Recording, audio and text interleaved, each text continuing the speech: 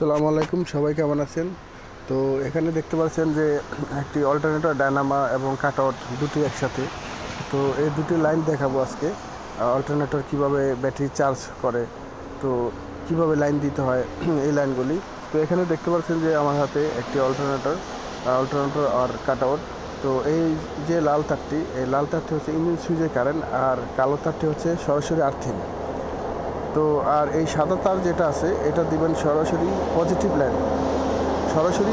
Line.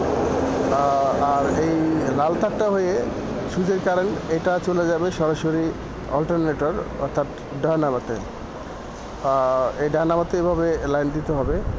আর এখানে হলুদ যে তারটি আছে এটা চলে যাবে সরাসরি ড্যাশবোর্ডে অর্থাৎ ব্যাটারির সিগনালে। তো ডায়নামা চার্জ না দিলে ব্যাটারির লাইট জ্বলে থাকবে। এই হচ্ছে কাট আউটের লাইন। আর এটা দেখতে পাচ্ছেন, এটা হচ্ছে যে ডায়নামা থেকে যে লাইনটা আসে অর্থাৎ ফিলের যে লাইনটা আসে ওই লাইনটা কাট আউটে ঢুকবে অর্থাৎ ডায়নামা থেকে ইন করবে। তো এখানে দেখতে পাচ্ছেন ডায়নামা অল্টারনেটর।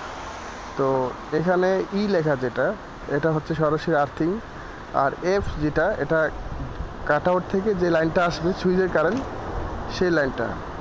আর এখানে এন লেখা যেটা, এটা এখান থেকে বের হবে, মানে এখান থেকে বের হয়ে কাট আউটে চলে যাবে সরাসরি।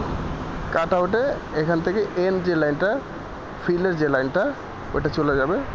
আর এই সুইচের কারেন্ট লাইনটা এটা যাবে হচ্ছে এখানে এফ লেখা যেটা, এফ লেখাতে। এই হচ্ছে অল্টারনেটর হচ্ছে কাট আউটের লাইন। তো আশা করি আমার ভিডিওতে ভুলভ্রান্তি হলে ক্ষমা করবেন। আমি ইউটিউবে একেবারেই নতুন। তো আপনাদের সহযোগিতায় আমি আমার এই ইউটিউব চালিয়ে যাব। তো আশা করি সবাই ভালো থাকবেন। আল্লাহ হাফেজ।